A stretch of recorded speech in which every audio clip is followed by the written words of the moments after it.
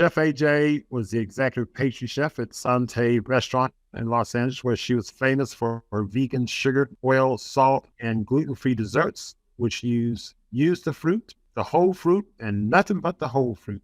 She broadcasts Chef AJ Live on YouTube, Facebook, Twitter daily. She is the creator of the Ultimate Weight Loss Program, which has helped hundreds of people achieve the health and body that they deserve, and is proud to say that her IQ is higher than her cholesterol. In 2018, she was inducted into the Vegetarian Hall of Fame. I present to you Chef AJ. And one thing it's not in that bio is Chef AJ is one heck of a stand-up comic.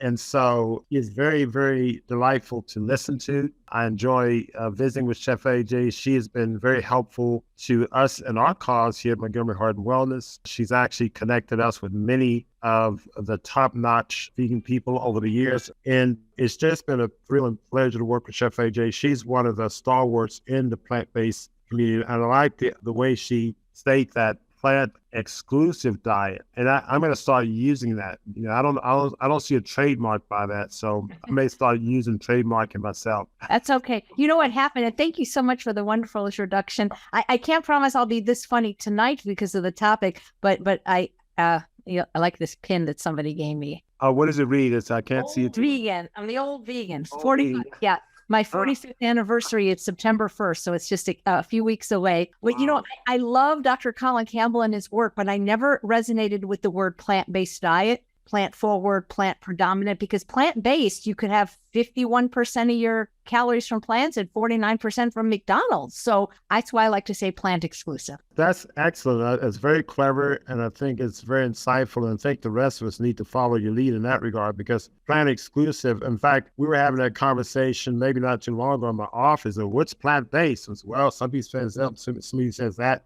But plant exclusive, you know, it leaves no doubt that it's exclusively plants. And so I like that. So we're going to start using that in the optimal health journey. So I understand you have a presentation for us today, Chef AJ. I do. And I'm so excited to give it because it's one of my favorite ones. So let me just share my screen. Has anybody in this group ever wanted to lose weight? Ever? Okay, good. I see a couple hands, or maybe you know somebody that wants to lose weight if it's not you. You would think now it's 70% of Americans overweight or obese, but you know, I've given this talk to like 300 physicians once at Kaiser, and even if you don't want to lose weight or need to lose weight, the way that I'm going to propose that a person would eat for what I call ultimate weight loss is really the same way I'm pretty sure Dr. Montgomery tells his patients to eat, and pretty much all the doctors that I've worked with or for tell their patients to eat for really ultimate health and disease prevention and disease reversal. And what I call this the secrets to ultimate weight loss. So just a little bit about myself. I used to be obese, actually. I think the only time I was at my ideal weight was when I was born. And I really became fat at the age of 5. And, you know, I was born in 1960, and there weren't a lot of overweight or obese kids in the 60s. There was really like one in every class of 40. And that was me really all through college. And, you know, it's so funny how perspectives and times have changed, because the picture on the left, I weighed close to 200 pounds. I'm 5'6". I'm actually 5'5" now. I was in an accident and I lost one vertebra, but ostensibly I'm meant to be 5'6". And, you know, when people say, oh, you weren't that fat on the left, and it's like, well, how fat was I supposed to be? Because that, you know, I don't mean to be mean, but the thing is when I weighed 180 at 5'6", that's obese, right? But the point is I'm not that anymore. But the truth is it took me over 50 years of my life to figure out how to do this. You know, at the age of 11, I weighed 165 pounds and I was not yet 5 feet tall because I hadn't learned the secrets I'm going to share with you today. So this is basically the same dress, but completely different sizes. You know, it's funny, the picture on the left was taken when I was 43 years old, and I was only about 165 then. I'm wearing a brown shirt. I'm standing next to a brown cow. The cow is 800 pounds. The cow's the one on the left, just in case you can't differentiate. But the one on the right was taken in 2003. Yeah, 2003. I'm so bad at math. It was taken 10 years later, 2013, and about 127 pounds. And now I'm about 10 pounds lighter. But the thing is I'm not doing this to brag, but once I learned how to do this, and I really learned most of this from the True North Health Center, Dr. Alan Goldhammer, Dr. Doug Lisle, the authors of The Pleasure Trap, it really became quite easy. Because the truth is, I can distill the secrets to weight loss into 2 words. And a lot of people think those words are eat less or exercise more. And in some parts of the country, they think the secret is gastric bypass. But the truth is, the secret to ultimate weight loss is calorie density. Now, I don't know if you're familiar with the term calorie density because it's different than counting calories. When you understand calorie density, you don't have to weigh and measure your food, count calories, carbs, or points, or figure out how many calories in a half a cup of rice or a cup of blueberries. You simply have to know what's known as the average calorie density of a few different food groups. And what calorie density simply means are the calories per pound of food. In the United States, we use pounds. Other countries probably use liters. But people think, well, but I don't eat a pound of food. Well, you actually do. The person that has done the most research on this, she's a lovely person. I've had the privilege of interviewing, I think, 3 times now. And her name is Dr. Barbara Rolls. And she conducts research at her laboratory at Penn State University, where she studies human eating behavior. And one of the things Dr. Rolls discovered is that human beings consistently eat the same amount of food per day by weight. Now, that doesn't mean that I eat the same amount as, say, 250-pound linebacker, but that we consistently need a certain volume, a certain weight of food in order to feel full. And that regardless of our age, we eat this amount consistently. And for most people, that is about 3 to 5 pounds of food. When you really get into understanding calorie density, you'll realize that people aren't overweight because they ate too much food. It's because they eat too many calories, because they're eating foods at too high of a caloric density that our species wasn't designed for. Food varies in calorie density on the low end to about 100 calories per pound, on the high end to 4,000 calories per pound. And so there's a 40-fold difference in the caloric densities of food. And when you understand this, simply by changing the type of food you eat, you can lower your calorie density of your overall diet. And so in other words, you actually can eat more in terms of volume, eat more food, and actually weigh much less. And if you're somebody that is what I call a volume eater like me, that likes to eat large quantities of food to feel full and satisfied, I think you're going to really like this approach. So as I mentioned, Dr. Rolls, she's wrote a series of best-selling books called Volumetrics.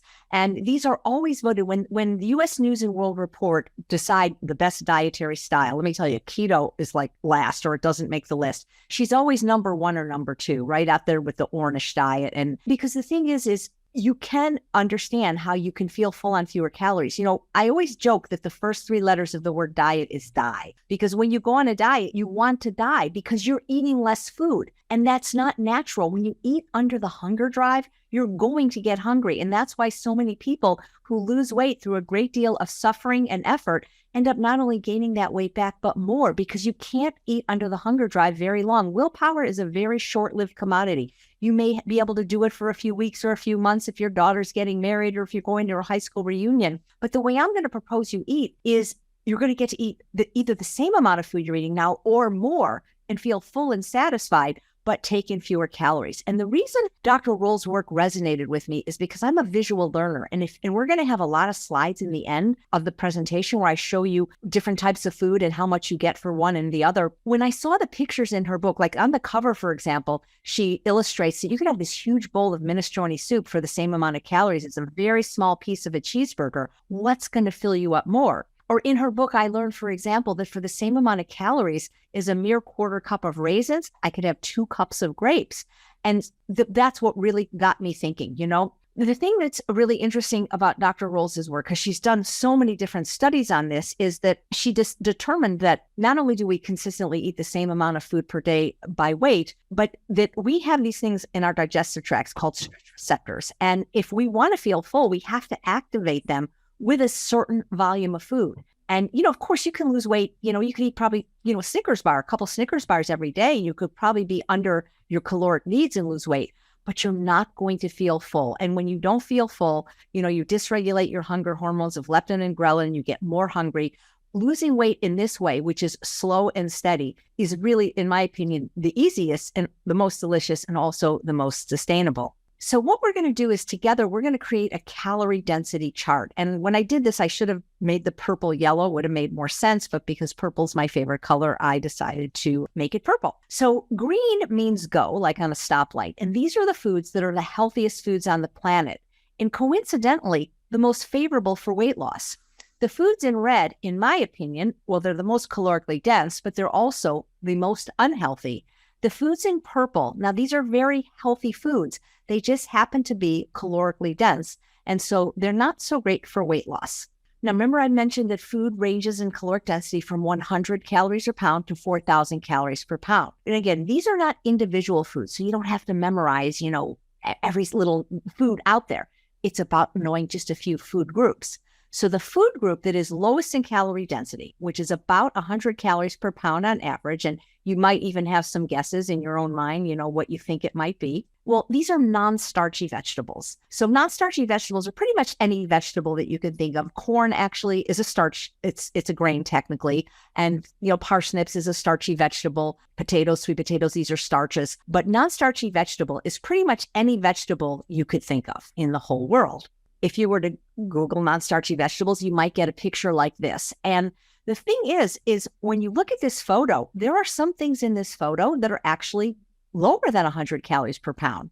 So for example, tomatoes, cucumbers, zucchini, eggplant, okra, and red bell pepper, these are culinarily fruits. Culinarily, we call them culinary vegetables, but they're actually fruit. These are 67 calories per pound. If you Google a list of non-starchy vegetables, you might come up with a list like this. So you could ostensibly eat a different one every day without actually even repeating. Now, Conan O'Brien has said that for the first time since 2007, the FDA has approved a new device to treat obesity. This amazing breakthrough is called a vegetable. And the truth is that the more vegetables you eat, the leaner you'll be. I mean, assuming you're not pouring butter and cheese and bacon and things like that on that. They did a study at Tufts University, and they found that the people that ate the most servings of fruits and vegetables had the lowest body weight and BMI consistently. And if you look to cultures around the world that are not as obese as Americans, at least not yet, if you think about the Asian culture, I mean, they eat rice is their primary starch. They might have a little oil and animal products, but they have like only a 3% obesity rate. And I think that might be partly due to the fact that they are a culture that eats a lot of vegetables. Americans, a lot of us grew up either not eating vegetables, hating vegetables. I know that myself personally, I really didn't eat any fruits and vegetables till I was 43 years old, and I was a vegan for 26 of those years. That is how I got to be close to 200 pounds with the beginning of colon cancer from eating a junk food vegan diet. A lot of people don't eat vegetables because they don't like them. But the truth is, what you eat today, you will crave tomorrow. So the more that you eat vegetables, the more you will like them, eventually learn to love them, especially when you see what they do to give you the health and the body that you desire. And there are ways to actually make them quite delicious, which I can talk about if you like. I can do it now or later, but using things like your air fryer, for example, or delicious sauces that are oil-free, like reduced balsamic vinegars. There's ways to make vegetables taste really, really delicious. The only problem is if you eat too many vegetables, your doctor will tell you, take a hike because it can't find anything wrong with you. I love how Dr. Furman says, if you don't like vegetables, you better live close to a hospital because they also are the foods that are highest in nutrient density. And, I just can't say enough good things about vegetables where health and weight are concerned. The problem is most people don't like them. And we're going to find out a little bit later on why people don't like vegetables as much as they like some of the other foods of a high caloric density. But I want you to know that wherever you are in your journey to optimal health and wellness, I didn't eat a single fruit and vegetable till I was 43, got very fat, got very sick. But now that is what my diet is composed of. I enjoy it. I love it because, again, what you eat today, you will crave tomorrow. So I always tell people, regardless of whatever you eat, even if you go to McDonald's, have vegetables first. What's really interesting, and when I wrote my book, The Secrets to Ultimate Weight Loss, I wrote about this, and I even have a footnote on it, but it wasn't until Dr. Greger's book, How Not to Diet, came out where he actually told people about this, is vegetables like the cruciferous vegetables, like the kales, the collard, the broccoli, they have a compound in them called thylakoids. And if we could get them in a pill, I mean, they would charge a lot of money for them, because what thylakoids do is they actually block fat absorption. It's like they turn off the hunger switch and help you fight cravings for things like sugar. And so I always recommend people, especially if they're trying to lose weight, if they're trying to combat their food addiction, not only have vegetables at every meal, including breakfast, making sure at least half your plate is vegetables, but get those greens in. Let greens be thy medicine, because that is what's going to blunt your cravings for all the unhealthy stuff. You may not like it at first, as I said, but the more you do it, the more you'll like it. And then when you don't have vegetables at every meal, you're going to actually miss them very much. You know, somebody posted this once on my Facebook page. No one ever has gotten fat from eating too much kale. And while I would prefer, I know that Dr. Montgomery does smoothies, and I'm not an objection to that. We're going to talk a little bit about the difference in caloric density when you eat your food whole versus when you juice and blend it. But there's always going to be therapeutic uses for greens, like in juices and smoothies. You know, when you think about it, you would probably burn more calories in the chewing and absorbing of the vegetables than you would in the vegetables, because vegetables and fruits too, they're mostly water. Of course, they have fiber and vitamins and minerals, phytochemicals, antioxidants, and micronutrients, but they're basically free. And by that, I mean, even dietary plans that I don't agree with, like Weight Watchers and some of the others, every dietary style out there, with the exception of maybe the carnivore diet, which is just meat, everyone says we need to eat vegetables. We need to eat more vegetables, and especially we need to eat green vegetables. I'm telling you, the biggest secret I can share with you for weight loss, for health, is to eat more vegetables. And whatever you're eating now, even if you think you're eating a lot, you probably need to double it, maybe triple or quadruple it. But that is the secret. And really, I can't say enough about vegetables. But you can't just eat vegetables, because you'd be really hungry, because they're too low in calorie density. So let's move up the chart. And the next group, and again, we always average, because some are less, some are more, 300 calories per pound, would be fruit. Now, remember I mentioned 6 fruits that were culinary vegetables that were actually only 67 calories per pound. Most fruit is about 200 calories per pound. Apples, berries, pears, those kind of things. But some of the fruits, pineapples, bananas, they're a little bit higher, 400. So we're averaging it at 300 calories per pound. But the truth is if all you ate was fruits and vegetables, there's no way you can be overweight. And there is a group of people out there, you may have heard of some of the doctors, like Dr. Doug Graham. They follow what's called an 80-10-10 diet. Now, I'm not saying for you to do that, because I know personally for me, if I don't have a little starch in my diet, I get quite hungry. But you can do it. You can do it healthfully. But people that only eat fruits and vegetables, they're never overweight. You can't eat at a caloric density that low. Do you know how many pounds of food you'd have to eat? I mean, think about it. I mentioned that most people eat about 3 to 5 pounds of food per day. Let's just say you weighed 150 pounds, and because I'm bad at math, we need a nice even number like that. Just to breathe your heart and beat your lungs, your basal metabolic rate, or your resting metabolic rate, would be about 10 calories per pound of body weight. So you're not doing anything. So you need at least like 1,500 calories if you weigh 150 pounds. Yeah, I'm sure you can't eat 15 pounds of vegetables. It'd be pretty hard to eat 5 pounds of fruit. So the thing is with fruits and vegetables, you really have the keys to the kingdom there, because you really can eat them, what we call ad libitum, as much as you want, as often as you want, whenever you want, because these are the most nutrient-dense foods on the planet. And here's just a picture of fruit. As I mentioned, until I was 43, I thought Skittles were a fruit, because that was the closest I ever got to tasting the rainbow. And I remember oh God, I never, when people would serve fruit for dessert, I'd be like, are you kidding me? Fruit's not dessert. And then if I had to eat it grudgingly, I'd pour the sugar all over it, But now sometimes when I eat fruit, I'm like, so sweet. It's ridiculous how sweet fruit is when you're off of sugar. And I'm proud to say that next July 6th, it'll be 20 years sugar-free for me. So I'm going to be celebrating it. Thank you, at Rancho La Puerta, a spa in Mexico that I teach, probably with Dr. Doug Lyle, and we're going to have a big party there, a big sugar-free party. So I'm telling you, wonderful things happen when you get off that drug, because it is a drug. It's not a food, it's a drug.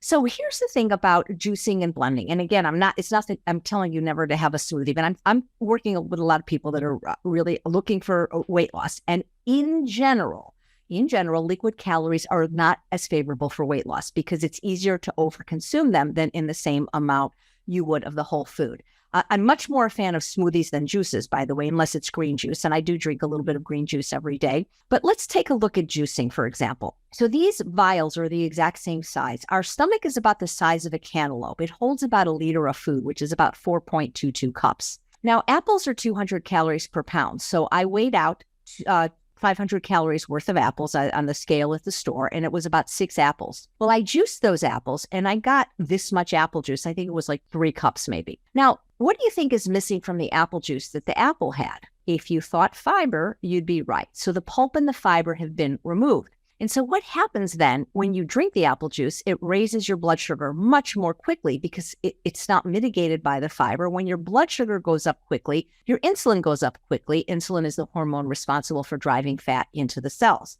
So it's better to eat your food not just from a plant, but from a whole plant with the fiber and the water intact. And the reason is because this is after vegetables. The second secret to ultimate weight loss is to make sure that everything you eat has the fiber and the water together, because fiber and water together create what's known as bulk. And bulk, like that feeling, like if you imagine taking a dried out sponge, putting it in water, and now it expands, bulk is what creates satiety, that feeling of fullness that tells you I've had enough, I want to stop eating. Because remember, we do have these stretch receptors that line our digestive tract. We also have nutrient receptors. We also have calorie receptors. But in order to activate those stretch receptors, it's a lot easier to do when you're doing it with food that hasn't been pureed. Also, satiety also begins in the eyes. So when you see a larger volume of food, like in this case, the apples, and chewing also increases satiety, it does make you feel fuller than if you're drinking just a liquid. Okay, so now on the right, we have applesauce. And like we could also pretend this was like a smoothie, because let me explain something to you. So when I went to the True North Health Center about 11 years ago, I was about 50 pounds heavier. And I thought I was doing pretty good because I had finally got off of Coke Slurpees after 43 years, which is what I was having for breakfast every day with 8 pumps of vanilla syrup and a Dr. Pepper Big Gulp for lunch. And I was having a green smoothie every day for breakfast.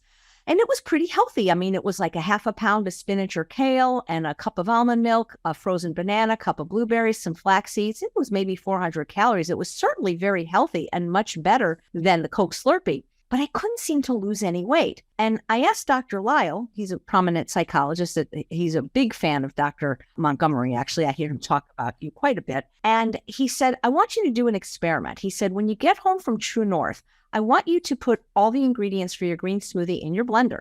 But instead of pressing blend, I want you to dump it in a bowl and eat it. And guess what happens when I tried to eat it? I got full before I finished. So what happens is blenders, for people that need hyper-nourishment, like kids or people like, that can't chew, or maybe older people, this could be a good thing to blend. But for people, regular people just trying to lose weight, calories still do matter. And so what the blender does is it artificially reduces the volume so that you can actually consume more than you would if it was in its whole food form.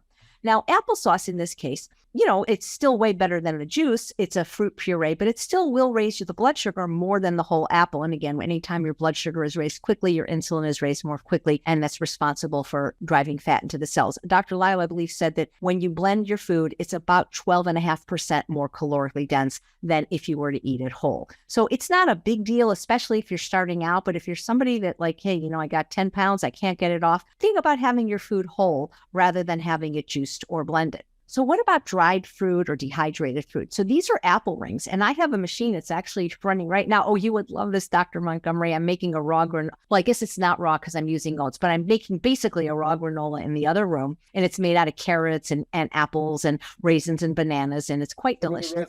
Yeah, it's actually, I'm testing recipes for my new book. It's a dessert cookbook. So actually I can get it. Let me write myself a note, get it to you right after the class. Okay. I think you'd like it. It does have oats. So oats aren't technically raw, but it's very good. Anyway, so dried fruit, it's not that I completely avoid dried fruit, but it's much more calorically dense than whole food. So for example, these 6 apples, when I cut them on the sharp blade of my mandolin and put them in my food dehydrator, look at the volume now. It's like about a cup. And it's so much easier to eat and overeat dried fruit. You probably wouldn't eat like 10 whole apricots, but it would be pretty easy to eat 10 dried apricots. You see, apples are only about 200 calories per pound, but the apple rings are 1,300 calories per pound because you see, we remove the water. So in the case of the apple juice, we remove the fiber, which made it more calorically dense. Fiber has very few calories. It's almost no calories. I think it's like 1 calorie per gram, but you don't absorb the calories in the fiber. And the thing about fiber, this fiber is your friend. And when you think about the fact that most Americans eat 92% of their calories from animal products or processed food, they're not eating any fiber. There is no fiber in any animal product. And there is no fiber in processed food unless the manufacturer added it back in.